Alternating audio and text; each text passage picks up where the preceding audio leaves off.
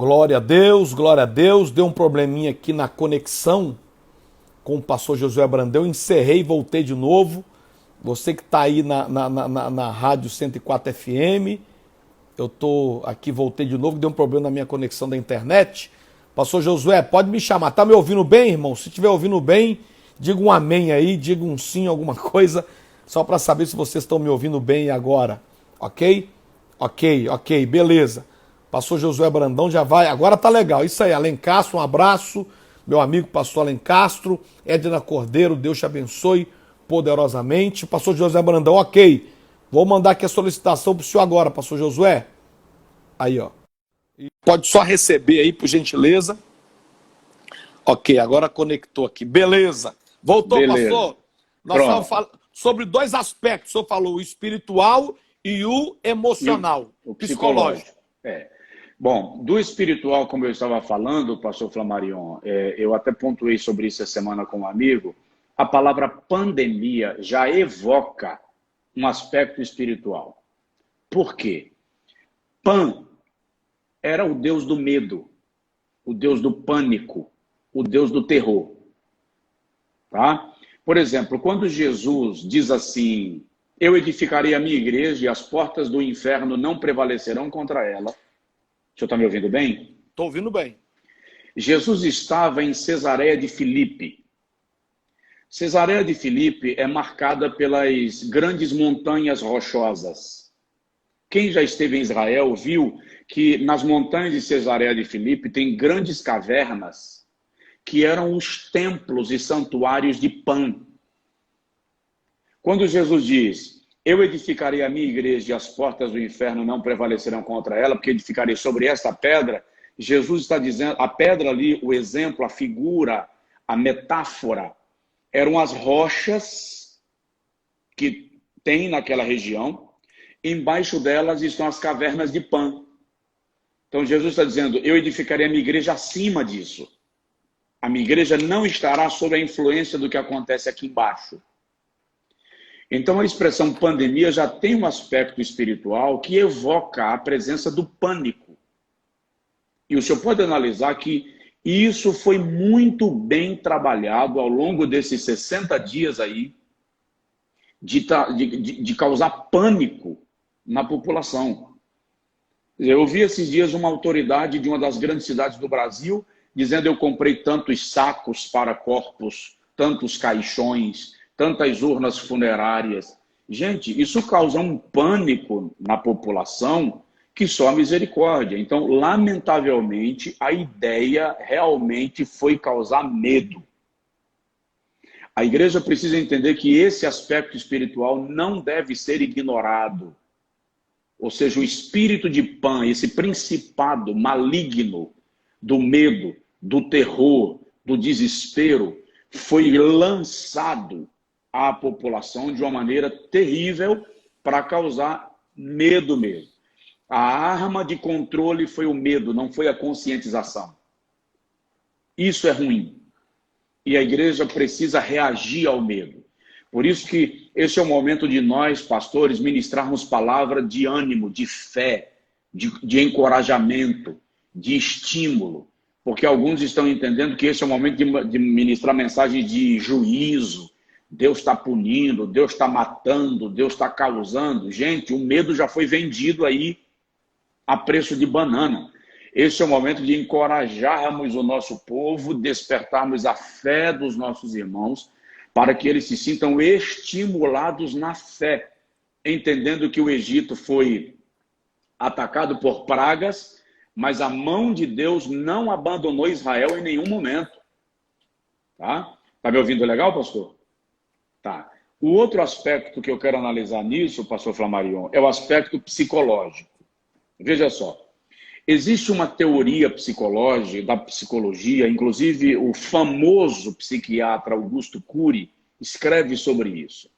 12 semanas para mudar uma vida, ou para mudar a sua vida. De acordo com esse conceito, com esse pensamento, 12 semanas ou 96 dias é suficiente, ou são suficientes, para uma mudança de comportamento, para uma mudança de hábito. em qualquer esfera. Ou seja, pelo menos aqui na Bahia, eu já tenho 45 dias sem culto. Metade do período de 12 semanas. Tá? Aqui foi liberado agora as aglomerações com limite de 50 pessoas. Ok? Então, se 12 semanas é suficiente para uma mudança de hábito, nós precisamos entender que os crentes, ficando 12 semanas, 3 meses, sem congregar habitualmente, há uma forte tendência de uma mudança de comportamento em relação ao templo. O indivíduo está descobrindo algumas coisas que são perigosas. São benéficas, mas num certo aspecto perigosas. Por exemplo, ele está descobrindo que ele pode cultuar em casa. Ele está descobrindo, inclusive, que em casa, se ele não estiver gostando da pregação do pastor Josué, ele muda e vai ouvir a pregação do pastor Flamarion. Ele não tem que suportar um pregador que não agrada. As pessoas estão descobrindo que a Santa Ceia pode ser feita em casa, com maior comodidade, com maior conforto. E isso pode levar a um novo hábito, a um novo modelo de congregar. Isso é bom? Até certo ponto é bom, porque nós rompemos a limitação das paredes do templo. Com isso, a gente quebra o poder de manipulação do religiosismo. Mas, no outro aspecto, é muito ruim, porque a gente deixa de nutrir a comunhão fraternal pelo convívio, a gente perde o vínculo com o princípio da autoridade espiritual estabelecido para nutrir e direcionar a nossa vida e as nossas decisões na vida cristã. A gente se expõe a ser orientado e doutrinado por muita gente que tem presença na rede social, mas não tem conteúdo doutrinário e espiritual para esta orientação. São aspectos negativos desse formato que tende a se estabelecer. Por exemplo, em Salvador, foi liberado também as reuniões, as aglomerações com limite de 50 pessoas. Mas quase nenhuma igreja está enfrentando a dificuldade de acomodar as 50 pessoas, porque as pessoas não estão saindo de casa. Para o supermercado elas vão, né? Exatamente. Eu vou na farmácia para comprar um remédio e pego fila. Tá? E assim, estão liberando por números e fica do lado de fora uma fila, tá? Uma distância mínima, X, mas estão lá. No banco, essa semana eu tentei acessar banco em Feira de Santana, não consegui. Tentei acessar banco em Salvador, não consegui, porque as filas são descomunais. Mas para a igreja não pode, porque elas podem ser infeccionadas ou infectadas, né? Então, é uma tendência que nós estamos vivendo que ela tende a ser perigosa por causa desses aspectos que eu mencionei. Isso é muito sério. Nós temos aqui, deixa eu pegar aqui algumas perguntas que a gente sempre lança, que vai ter um convidado e as pessoas vão perguntando. Está aqui. Deus nos ampare. Vamos lá. Pergunte ao pastor Josué Brandão como que devemos orar para cessar essa praga. Pastor, eu acho que o princípio tem que ser aquele de 2 Crônicas, capítulo 7, versículo 14. Se o meu povo, que se chama pelo meu nome, se humilhar e orar e buscar a minha face e se converter dos seus maus caminhos, então eu os ouvirei desde os céus, perdoarei os seus pecados e sararei a sua terra. Veja que não é o mundo que tem que se curvar, é a igreja. O mundo não se curva porque o mundo é ignorante das coisas espirituais. Eles não reconhecem Deus, eles não conhecem Deus. Eles não sabem diferenciar fenômenos naturais e juízos divinos. Então, a igreja é que precisa se curvar, confessando. Esdras confessou o pecado da nação, Neemias confessou o pecado da nação, Jeremias confessou o pecado da nação, Jesus orou por Jerusalém. Nós precisamos nos curvar orando pelos pecados da nossa nação, pedindo ao Senhor o perdão, e o Senhor nos ouve dos céus, perdoa os pecados e sara a nossa terra. Então, se é um juízo divino, ou se é apenas um sinal extraordinário da brevidade da vinda de Jesus, não vem ao caso. Compete à igreja orar, dizendo a Deus, perdoa a iniquidade da nossa nação por amor ao teu povo. Tem misericórdia de nós. E aí o Senhor garante que ele ouvirá dos céus, perdoará os pecados da nossa terra e enviará a cura. Pastor Josué Brandão, como foi a sua conversão? Querido, é extraordinário pelo seguinte. Primeiro, meu avô era pastor presbiteriano. Era aquilo que nós chamaríamos de pastor leigo, sem formação teológica, foi ordenado num contexto de interior, de sertão da Bahia, e ele era mentoreado e ensinado por um reverendo presbiteriano muito conhecido na nossa região, chamado pastor Josias. Tá? Meu pai recebeu formação batista, ele estudou no Instituto Bíblico Brasileiro, Instituto Batista Brasileiro. Então, meu pai era um pastor, estava em formação para ser um pastor batista. E ele servia na Igreja Batista em São Paulo, a Igreja Batista Monte Carmelo, Parque Edu Chaves, em São Paulo. Então, meu pai veio embora para a Bahia com o sonho de abrir na Bahia a Igreja Batista, lá na nossa região. Meu avô era o pastor da Igreja Presbiteriana e meu pai veio com o sonho de abrir a Igreja Batista, ambos com uma visão ortodoxa tradicional. Tá? No período que meu pai chegou em Mairi, que é a nossa cidade natal, a Igreja Batista, a Secretaria de Missões Batistas, informou que não havia projeto de abertura de missões batistas naquela região para aquele tempo. Tá? Ele ficou congregando, portanto, com o pai dele, meu avô, na Igreja Presbiteriana. Naquele tempo, a Igreja Assembleia de Deus ficou sem pastor. O obreiro foi retirado e o pastor regional da Assembleia de Deus, sabendo que tinha um seminarista batista naquele lugar, veio e convidou meu pai para assumir a congregação da Assembleia de Deus, enquanto ele encontraria o obreiro para mandar para pastorear a Assembleia de Deus. Meu pai amado. Meu pai, um obreiro batista tradicional, pastoreando interinamente uma igreja Assembleia de Deus, no mesmo lugar onde o pai dele era pastor presbiteriano. Tá?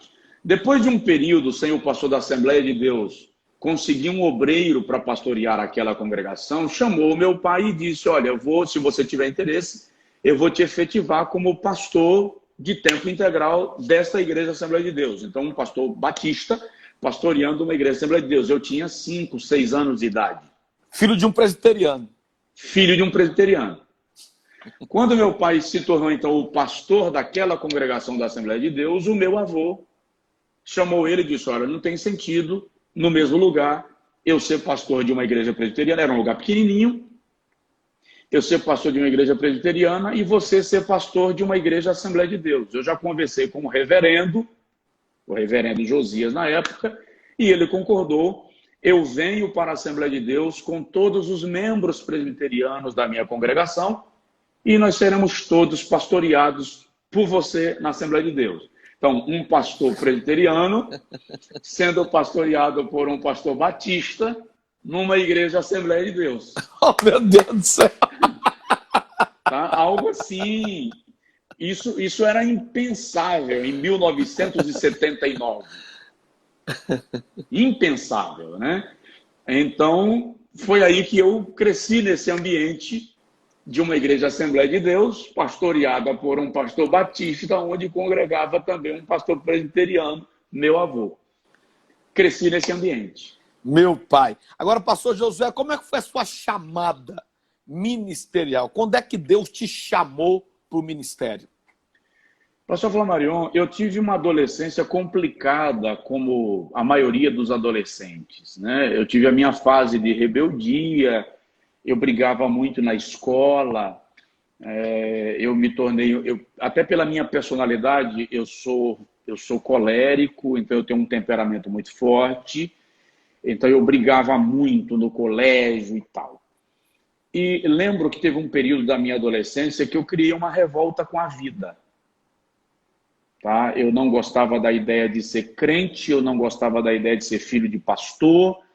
A minha mãe dizia que eu seria um pastor e quando ela dizia, eu blasfemava, eu brigava, eu xingava o mundo, né? E lembro que nessa fase aí com os meus 15 anos, eu tive uns picos que hoje eu reconheço que foram de depressão, tá? E eu desejei morrer realmente e pensei em formas de tirar a minha própria vida, com 15, 16 anos. E lembro que num período daqueles, a juventude da igreja que meu pai pastoreava, nessa época nós morávamos, ele já estava pastoreando uma igreja sede, como diz a Assembleia de Deus, um campo, né? E a juventude da igreja viajou para um congresso numa cidade vizinha. Eu não quis ir. Só no último dia, meu pai me convenceu que eu deveria ir, que seria uma bênção, seria bom, eu não podia me isolar tanto e tal. E eu fui para o último culto desse congresso, domingo à noite. E fiquei lá sentado, amuado, como quem estava lá sem querer. E a cantora, ainda lembro o nome dela, ela começou a cantar um louvor da Shirley Carvalhais, Portas Abertas. Ou Porta Aberta, né? Porta de Amor, Porta de Amor. E ela, aquela cantora não me conhecia e ela desceu do púlpito cantando aquele louvor, e todo mundo em pé e eu sentado. Ela veio em direção a mim, colocou a mão no meu ombro e cantou todo aquele louvor com a mão no meu ombro. Quando eu olho para você, tanta coisa posso ver, você já não é o mesmo, né, de tempos atrás e tal. Aí eu pranteei, eu desabei em lágrimas. Ou seja, o povo estava em pé, eu estava sentado na cadeira. Quando terminou o louvor, eu estava deitado no chão, chorando muito. Quando terminou o culto, eu voltei para casa aos prantos. Eu chorei até chegar em casa. Devia dar mais ou menos 1h30 de viagem. Tá? E naquele dia, eu saí do carro em casa e entrei direto para o meu quarto. E ajoelhei chorando. Aleluia. E orei aquela madrugada inteira aos prantos. De alguma forma, a letra daquela música, o gesto daquela irmã, atravessou a minha alma. Naquele dia eu amanheci com a decisão de jejuar, porque eu queria que Deus mudasse a minha vida. E eu estabeleci um critério de jejum que eu não tinha prazo para terminar. E eu jejuei todos os dias, durante 1 ano e meio, até 5 horas da tarde. Todos os dias. Eu parei de jejuar depois de 1 ano e meio, porque meu pai chegou para mim e disse assim, meu filho, não é mais jejum. O seu organismo já se habituou sem alimento. Puxa vida. Então, o jejum deixou de ter o efeito do jejum. Volte a se alimentar e mantenha uma vida regrada de oração e estudo da Bíblia. Meu pai tinha muito ciúme da biblioteca dele, ele não permitia a gente entrar na biblioteca dele, para mexer nos livros, não podia desarrumar e tal. Nesse dia ele me disse, olha, está aqui a chave da minha biblioteca. Use a minha biblioteca, estude a Bíblia, pesquise e ore. O meu jejum foi tão prolongado, pastor Flamarion, que durante muito tempo eu não podia tomar o café da manhã, porque quando eu tomava o café da manhã, meu organismo rejeitava. Eu tinha cólicas, eu tinha vômitos e tal. Então, foi nesse período que eu, fazendo uma vigília, fui para uma vigília com a igreja e tal, e lá na casa da fazenda, onde estava havendo a vigília, eu estava orando na sala da casa, e lá na cozinha tinha outras pessoas orando, porque a casa estava cheia. De repente bradou uma fala profética lá da cozinha. E na fala profética Deus usava a irmã e dizia assim, meu jovem, tu estás disposto a deixar os teus pais? Tu estás disposto a deixar os teus irmãos? Tu estás disposto a deixar a igreja onde congregas e ir a lugares onde tu não verás nem os teus pais, nem os teus irmãos, nem os teus conhecidos para levar a minha palavra? Quando eu ouvi essa profecia, eu perguntei aqui na minha alma, com quem será que Jesus está falando? E tinha Meu outros pai. jovens na vigília. A nossa igreja, a essa altura, tinha 66 jovens. Tá? Quando eu perguntei com quem será que Jesus está falando, Deus, usando a irmã lá na cozinha, disse assim, é com você que eu estou falando. Aqui no meu coração eu disse assim, bom, tem 60 jovens nessa vigília, 66 jovens, todo mundo provavelmente fez a mesma pergunta, então não é comigo. Do meu lado estava ajoelhado o irmão, eu lembro do nome de todos esses irmãos, tá? Do meu lado estava ajoelhado o irmão Tito. Ele era fortão, né? Um bitelo de homem, e ele tinha uma língua estranha, assim, bem estranha. E ele levantou com a língua estranha, mais estranha ainda, e como ele era grandão, a mão dele parecia uma pá. E eu era magrinho, eu pesava 56 quilos, eu estava saindo de 1 ano e meio de jejum. Tá? O irmão Tito levantou e cravou com a mão aqui na minha clavícula e apertou. E Deus tomou ele em profecia e disse assim, Josué Brandão Amorim, é com você que eu estou falando. Ele ajoelhou e o espírito da profecia voltou a operar através da irmã lá na cozinha. E o Senhor voltou a dizer, tu estás disposto? E eu disse a Deus, eu não tenho vontade, eu não amo a tua obra, meu sonho é outro. Quando eu disse isso, eu comecei a cantar em línguas estranhas o hino 515 do Inário Assembleano, da harpa cristã.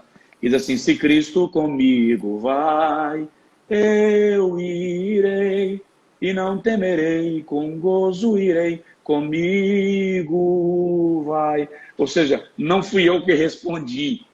O Espírito Santo me tomou em línguas e eu comecei a cantar esse louvor em línguas estranhas. Quando eu terminei de cantar o louvor, eu disse a Deus, Senhor, eu irei.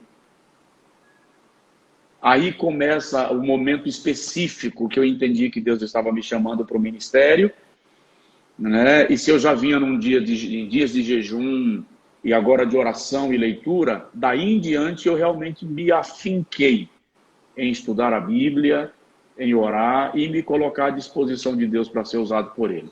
E aí os anos foram conduzindo os propósitos. Glória a Deus. Pastor Josué, nós já passamos aqui 10 minutos, que se terminar meio de meio. Mas é tanta graça que nós vamos continuando, mas vamos encerrar agora com o senhor orando, por favor, né? E uma pergunta também, o senhor responde já logo em seguida.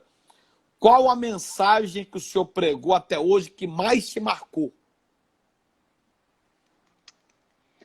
O Senhor estava presente. O homem que Deus procura? O homem que Deus procura. Labaredas de Fogo, Belo Horizonte, Minas Centro, evento do nosso pastor, do nosso Abraão, pastor Jerônimo. Exatamente. Exatamente. Resume ela aí para quem está ouvindo agora, que agora todo mundo quer saber. Ó. Resume ela aí, por favor. Ezequiel 22:30, eu busquei dentre eles um homem que se colocasse na brecha perante mim por esse povo, para que eu não destruísse essa terra, mas a ninguém achei. E aí eu falei sobre Deus procura um homem arrependido como Isaías, Deus procura um homem obediente como Abraão, Deus procura um homem quebrantado como Davi, Deus procura um homem chorão como Jeremias, Deus procura um homem resoluto como Gideão, e Deus procura um homem, eu não lembro qual foi o termo que eu usei, mas eu vou usar agora aqui, obstinado, focado, como Paulo. Maravilha, tremendo, tremendo. Agora, oro por todos os ouvintes da Rádio 104 FM, por favor, pastor Jé, para a gente encerrar. Pai, muito obrigado por esse dia, pela vida do pastor Flamarion, a sua casa, o seu ministério. Pela vida de cada ouvinte agora, tanto nesta live, quanto aqueles que estão acompanhando pela Rádio 104 FM. Que a bênção do Senhor seja ministrada sobre cada uma destas vidas, a tua misericórdia os alcance, que a nossa tenda seja protegida, guarda o Brasil, guarda o presidente do Brasil, dá uma ordem contra esta epidemia no nosso país. Socorre aqueles que ao redor do mundo estão nos acompanhando agora. Em nome de Jesus. Amém. Amém. Muito obrigado, pastor Josué. Deus te abençoe. Obrigado pela sua disponibilidade. E em breve, se não voltar logo, vamos ver para a gente marcar uma outra vez para você entrar de novo aqui com a gente, ao vivo pela rádio. Muito obrigado. Obrigado, pastor, pelo convite. Muito grato. Um abraço. Amém. Fica com Deus. Um abraço, amigos da Rádio 104 FM. Aqui encerramos o nosso momento especial. Essa live vai estar no meu canal do YouTube. Só você ir lá, Pastor Flamarion. Vai lá no YouTube, Pastor Flamarion. Se inscreva também no canal para você, ative lá o sininho para você receber as notificações e ficar antenado nessas lives maravilhosas que fazemos aqui através da Rádio 104 FM ao meio-dia no meu Instagram. Um abraço, amanhã, meio-dia eu volto com todos vocês em nome de Jesus. Fiquem na paz. E lembrando, você que é de Governador Valadares, quarta-feira eu vou estar 9 da manhã, 3 da tarde, às 7h30 da noite, na poderosa campanha da restituição. Eu e o profeta Welbert. Vai ser tremendo. Quarta-feira, culto presencial aqui na Primeira Igreja do Evangelho Quadrangular, Avenida Brasil, 3.897 no centro. 9 horas da manhã, 3 horas da tarde e às 7h30 da noite. Domingo que vem, teremos a Santa Ceia. A ceia, que é a cerimônia mais sagrada do cristianismo, teremos a Santa Ceia. Termino essa programação na Rádio 104 FM, tocando Nani Azevedo, Não Temas. Por favor, Chiu Santos, coloca aí pra gente ouvir Nani Azevedo, Não Temas. E assim eu encerro esse momento de fé. Um abraço e que Deus abençoe a todos.